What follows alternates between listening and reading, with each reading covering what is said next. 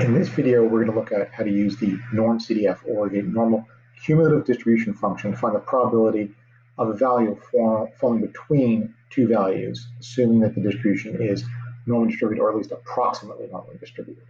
So again, we're going to use distribution like in the previous video on inverse norm. Again, distribution is blue, so blue button in distribution. Now we're going to use the normal CDF. That CDF stands for cumulative distribution function.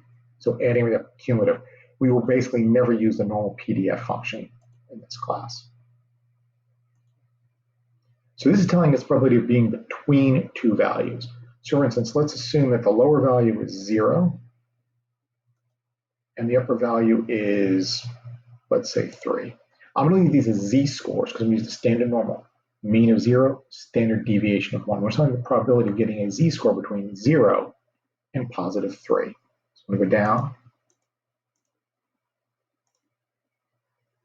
Again, it repeats the value: lower bound, upper bound, mean, and standard deviation.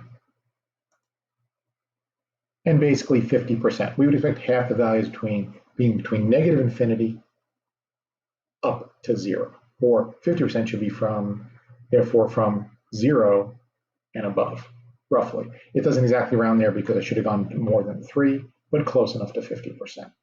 Now, I'm going to give another example where I use a different mean and standard deviation instead of just a standard normal. So I'm going to go back to my distribution, normal CDF again. And I'm going to say, let's see, a test score. I want to know what the probability that someone got between a 70 and a 100 on the test. In other words, passing grade.